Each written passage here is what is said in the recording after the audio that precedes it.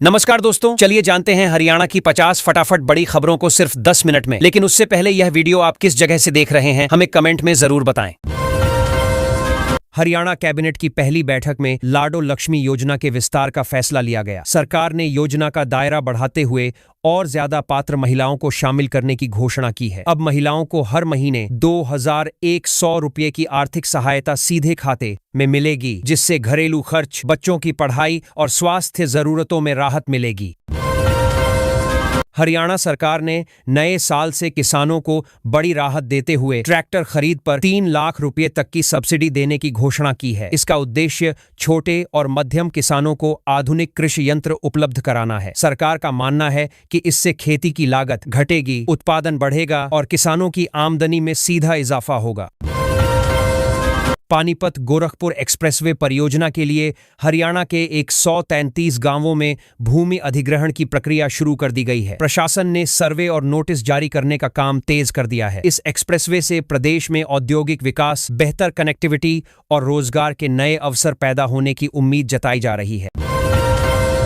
हरियाणा में नए डीजीपी अजय सिंघल ने औपचारिक रूप से कार्यभार संभाल लिया है। चार्ज लेने से पहले उन्होंने अपने 85 वर्षीय पिता को कुर्सी पर बैठाकर आशीर्वाद लिया, जिसकी तस्वीरें सोशल मीडिया पर वायरल हो रही हैं। नए डीजीपी ने कानून व्यवस्था, अपराध नियंत्रण और पुलिस सुधार को प्राथमिकता बताया है। सोनीपत के राजपुर गांव में दिव्यांग रिटायर्ड सब इंस्पेक्टर दलबीर की से सनसनी फैल गई। उनका शव एक प्लॉट में पड़ा मिला। पुलिस ने मौके पर पहुंचकर जांच शुरू की और परिजनों से पूछताछ की। हत्या के पीछे पुरानी रंजिश या संपत्ति विवाद की आशंका जताई जा रही है। हिसार में तेज रफ्तार कार और बाइक की भीषण टक्कर में 2 लोगों की मौत हो गई। इसी दौरान पास में एक स्कूल बस हादसे का शिकार हो गई, जिसमें कई बच्चे घायल हुए। घायलों को तुरंत अस्पताल पहुंचाया गया। पुलिस ने हादसे के कारणों की जांच शुरू कर दी है। मुरथल इलाके में हरियाणा पुलिस ने 2 कुख्यात बदमाशों को गिरफ्तार किया है। पुलिस का कहना है कि नए साल से अपराध पर सख्ती बरती जाएगी। बदमाशों से हथियार भी बरामद हुए हैं। पुलिस अधिकारियों ने दावा किया कि इस कार्रवाई से क्षेत्र में आपराधिक गतिविधियों पर अंकुश लगेगा। रोहतक हाईवे पर एक तेज रफ्तार ट्रक ने कार को कुचल दिया, जिससे एक व्यक्ति की मौके पर मौत हो गई और 3 अन्य गंभीर रूप से घायल हो गए। घायलों को नजदीकी अस्पताल में भर्ती कराया गया है। पुलिस ने ट्रक चालक के खिलाफ मामला दर्ज कर जांच शुरू कर दी है। हरियाणा सरकार ने प्रशासनिक फेरबदल करते हुए IAS डॉ राहुल नरवाल को हांसी जिले का पहला डिप्टी कमिश्नर नियुक्त किया है। अधिसूचना जारी होने के बाद उन्होंने कार्यभार संभालने की तैयारी शुरू कर दी है। नए जिले के गठन के बाद यह नियुक्ति प्रशासनिक व्यवस्था को मजबूत करने के लिए अहम मानी जा रही है। वर्क स्लिप घोटाले को लेकर हरियाणा सरकार ने जांच के आदेश दे दिए हैं। मंत्री अनिल विज ने कहा कि 9 जिलों में इस मामले की गहन जांच कराई जाएगी। उन्होंने साफ किया कि दोषियों को किसी भी हालत में बख्शा नहीं जाएगा और जरूरत पड़ी तो सख्त कार्रवाई भी की जाएगी। हरियाणा में 8 साल बाद लिंगानुपात में सुधार दर्ज किया गया है। सरकारी आंकड़ों के अनुसार यह सुधार बेटी बचाओ बेटी पढ़ाओ अभियान का सकारात्मक परिणाम माना जा रहा है। अधिकारियों का कहना है कि जागरूकता, सख्त कानून और सामाजिक बदलाव के कारण बालिकाओं के प्रति सोच में सुधार हुआ है। रोहतक में दिल दहला देने वाली घटना सामने आई है, जहां 1.5 साल का बच्चा गर्म पानी से भरे टब में गिर गया। हादसे में बच्चे की मौके पर ही मौत हो गई। परिजनों का रो रो कर बुरा हाल है। पुलिस ने मामला दर्ज कर जांच शुरू कर दी है। फरीदाबाद में एक किशोर के साथ कुकर्म की घटना सामने आई है। पीड़ित ने जब शिकायत दर्ज कराई तो आरोपियों ने उस पर पेट्रोल डालकर लगा दी। किशोर करीब 50% तक झुलस गया है और अस्पताल में भर्ती है। पुलिस ने आरोपियों की तलाश शुरू कर दी है। हरियाणा में घने कोहरे और शीतलहर का असर लगातार बढ़ रहा है। कई जिलों में न्यूनतम तापमान गिरकर 2.5 डिग्री सेल्सियस तक पहुंच गया है। ठंड के कारण जनजीवन प्रभावित हो रहा है। मौसम विभाग ने अगले कुछ दिनों तक ठंड और कोहरे के बने रहने की चेतावनी दी है। हिसार में एक कारपेंटर की विदाई चर्च का विषय बन गई। परिजनों ने विदाई में 3 लाख रुपये का नकली हाथी और 1 लाख रुपये के पटाखे फोड़े। अनोखी विदाई को देखने के लिए बड़ी संख्या में लोग जुटे। सोशल मीडिया पर भी इस विदाई के वीडियो वायरल हो रहे हैं। पानीपत में लाखों रुपए की चोरी के मामले का पुलिस ने 72 घंटे के भीतर खुलासा कर दिया। जांच में पता चला कि चोरी करने वाले आरोपी उत्तर प्रदेश से आए थे। पुलिस ने उन्हें गिरफ्तार कर चोरी का माल भी बरामद कर लिया है। अधिकारियों ने टीम की तेज कार्रवाई की सराहना की है।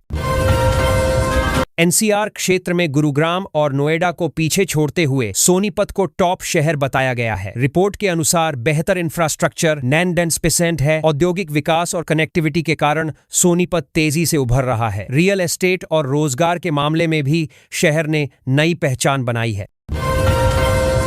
कुख्यात रोहित गोदारा गैंग ने हरियाणा के एक व्यापारी को विदेशी नंबर से धमकी दी है। व्यापारी से बड़ी रकम की मांग की गई है। पुलिस ने मामला दर्ज कर साइबर सेल की मदद से कॉल की जांच शुरू कर दी है। सुरक्षा एजेंसियां गैंग की गतिविधियों पर नजर बनाए हुए हैं। एक आंगनबाड़ी वर्कर की आटा चक्की में बेरहमी से हत्या किए जाने का मामला सामने आया है। घटना के बाद इलाके में दहशत फैल गई। पुलिस ने शव को पोस्टमार्टम के लिए भेजकर जांच शुरू कर दी है। हत्या के पीछे आपसी रंजिश या पारिवारिक विवाद की आशंका जताई जा रही है। बहू पर की गई टिप्पणी का विरोध करने पर एक ससुर की पेचकस से गर्दन में वार कर दी गई। घटना के बाद आरोपी मौके से फरार हो गया। पुलिस ने मामला दर्ज कर तलाश शुरू कर दी है। घरेलू विवाद से जुड़ी इस घटना ने पूरे इलाके को झकझोर कर रख दिया है। बीजेपी नेता और पूर्व कबड्डी खिलाड़ी से जुड़े ठिकानों पर प्रवर्तन निदेशालय ने छापेमारी की है। कार्रवाई के दौरान भारी मात्रा में नकदी और सोना बरामद किया गया है। ईडी की टीम आय से अधिक संपत्ति और मनी लॉन्ड्रिंग के एंगल से जांच कर रही है। मामले ने राजनीतिक हलचल बढ़ा दी है।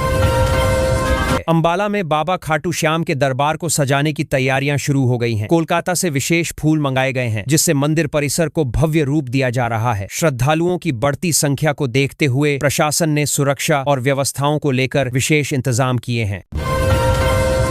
बल्लभगढ़ के पंजाबी मोहल्ले में पानी संकट गहराता जा रहा है। स्थानीय लोगों का कहना है कि कई दिनों से नियमित जलापूर्ति नहीं हो रही। नाराज लोगों ने रोड जाम करने की चेतावनी दी है। प्रशासन ने समस्या के समाधान का आश्वासन दिया है, लेकिन अब तक राहत नहीं मिल सकी है।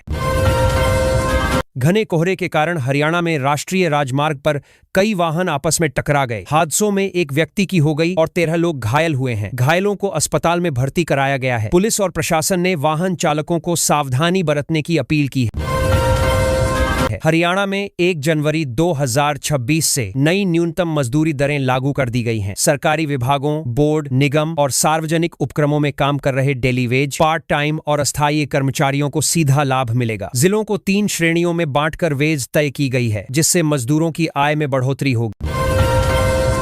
पंचायती जमीन पर लंबे समय से रह रहे कब्जाधारियों को मालिकाना हक देने की योजना के तहत आवेदन की अंतिम तिथि 15 जनवरी 2026 तय की गई है। खंड विकास एवं पंचायत अधिकारी कार्यालय में आवेदन जमा होंगे। रास्तों और तालाबों पर अवैध निर्माण इस योजना में शामिल नहीं होंगे। इससे ग्रामीणों को जमीन पर अधिकार मिलेगा।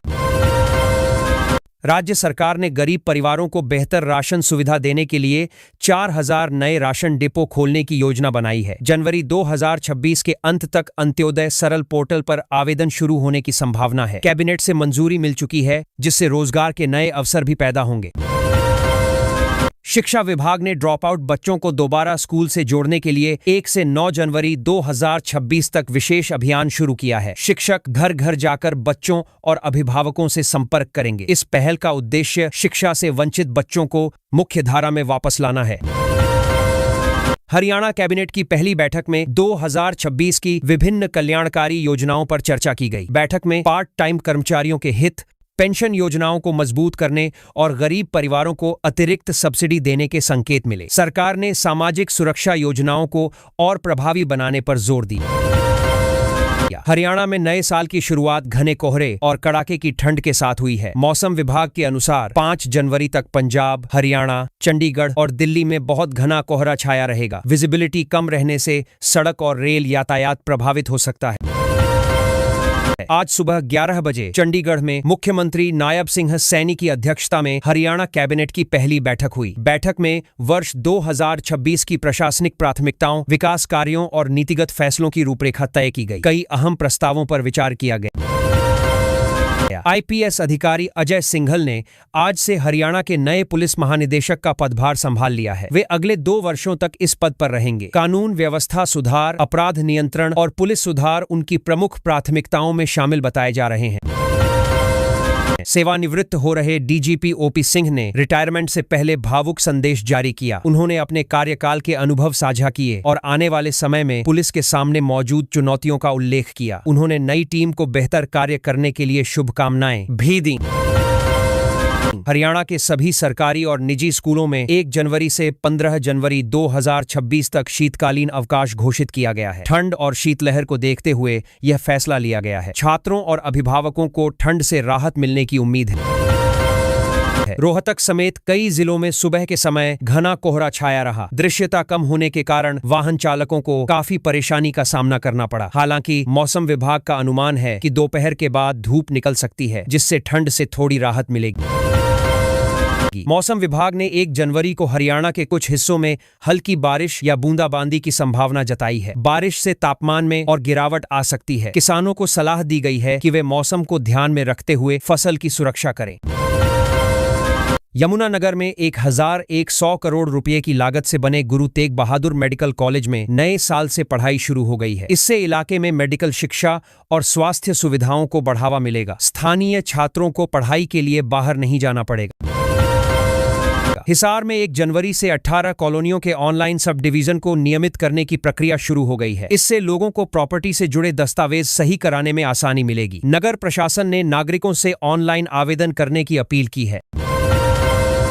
रेवाड़ी रेलवे स्टेशन से नई ट्रेन टाइम टेबल आज से लागू हो गई है। कई ट्रेनों के समय में बदलाव किया गया है। यात्रियों को सलाह दी गई है कि यात्रा से पहले अपडेटेड समय सारिणी जरूर जांच लें, ताकि किसी प्रकार की असुविधा न हो। जींद जिले में पुलिस ने छात्रा के अपहरण और दुष्कर्म के मामले में 3 आरोपियों को गिरफ्तार किया है। पुलिस के अनुसार जांच तेजी से की गई और आरोपियों को न्यायालय में पेश किया जाएगा। मामले को गंभीरता से लेते हुए आगे की कार्रवाई जारी है। कुरुक्षेत्र में नेशनल हाईवे 44 पर रिकवरी वैन से टक्कर के बाद बाइक सवार युवक की मौत हो गई। हादसे के बाद मौके पर जाम की स्थिति बन गई। पुलिस ने शव को पोस्टमार्टम के लिए भेजकर मामले की जांच शुरू कर दी है। अनुसूचित वर्ग के किसानों के लिए चरखी दादरी जिले में ट्रैक्टर अनुदान योजना के तहत आवेदन प्रक्रिया शुरू कर दी गई है। इस योजना का उद्देश्य छोटे और सीमांत किसानों को आधुनिक खेती के लिए प्रोत्साहित करना है। पात्र किसानों को निर्धारित शर्तों के अनुसार सब्सिडी दी जाएगी, जिससे उनकी आय बढ़े और खेती आसान हो सके। हरियाणा की जेलों में अब गैंगस्टरों की भाईगिरी खत्म करने के लिए सख्त कदम उठाए गए हैं। जेल प्रशासन ने गैंगस्टरों से झाड़ू लगवाने और टॉयलेट साफ करवाने जैसे काम कराए हैं। अधिकारियों का कहना है कि इससे जेलों में अनुशासन कायम होगा और अपराधियों को कड़ा संदेश जाएगा।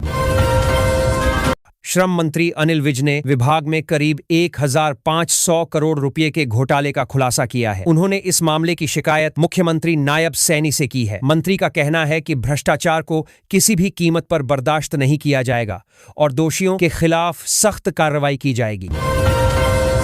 कैथल जिले के एक युवक को स्पेन भेजने के नाम पर धोखाधड़ी का शिकार बनाया गया। उसे ईरान में बंधक बनाकर रखा गया और पाकिस्तानी एजेंट ने परिजनों से 12 लाख रुपए की रंगदारी वसूली। पीड़ित परिवार की शिकायत पर पुलिस ने मामला दर्ज कर जांच शुरू कर दी है। कुरुक्षेत्र में एक युवक को कनाडा भेजने का झांसा देकर उससे 18 लाख रुपए की ठगी की गई। ठगों ने फर्जी दस्तावेज दिखाकर भरोसा दिलाया था। पैसे लेने के बाद संपर्क टूट गया। पीड़ित की शिकायत पर पुलिस ने केस दर्ज कर लिया है और आरोपियों की तलाश जारी है। रोहतक में नशे का स्वरूप तेजी से बदल रहा है। पहले जहां हेरोइन और स्मैक का चलन था, अब नशीली दवाओं और इंजेक्शन का इस्तेमाल बढ़ रहा है। पुलिस और स्वास्थ्य विभाग के लिए यह नई चुनौती बन गई है। विशेषज्ञों का कहना है कि युवाओं में इसका असर बेहद खतरनाक हो सकता है। रोहतक में एक बेहद संवेदनशील घटना सामने आई है, जहां थैले में एक नवजात शिशु का शव मिला। लोगों ने देखा कि एक कुत्ता शव को मुंह में दबाकर भाग रहा था। सूचना मिलने पर पुलिस मौके पर पहुंची और शव को कब्जे में लेकर जांच शुरू की। घटना से इलाके में सनसनी फैल गई। हरियाणा सिविल सेवा परीक्षा के नियमों में बड़ा बदलाव किया गया है। अब परीक्षा में कुल 6 लिखित पेपर होंगे, जिनके 600 अंक निर्धारित किए गए हैं। इसके अलावा 75 अंकों का पर्सनालिटी टेस्ट भी लिया जाएगा। सरकार का कहना है कि इससे योग्य और सक्षम अधिकारियों का चयन अधिक पारदर्शी तरीके से हो सकेगा। हरियाणा में घने कोहरे का कहर लगातार जारी है। कई जिलों में सुबह के समय विजिबिलिटी 0 के करीब पहुंच गई, जिससे सड़क और रेल यातायात बुरी तरह प्रभावित हुआ। वाहन चालकों को भारी परेशानी का सामना करना पड़ा। प्रशासन ने लोगों से अपील की है कि बेहद जरूरी होने पर ही यात्रा करें। मौसम विभाग ने हरियाणा में 30 दिसंबर तक घने कोहरे और शीतलहर को लेकर चेतावनी जारी की है। ठंड में और बढ़ोतरी की संभावना जताई गई है। खासकर रात और सुबह के समय हालात ज्यादा खराब रह सकते हैं। बुजुर्गों और बच्चों को विशेष सावधानी बरतने की सलाह दी गई है। सोनीपत के बहालगढ़ इलाके में घने कोहरे के कारण दिल्ली सोनीपत रोड पर कई गाड़ियां आपस में टकरा गईं। हादसे में कई यात्री घायल हो गए, जिन्हें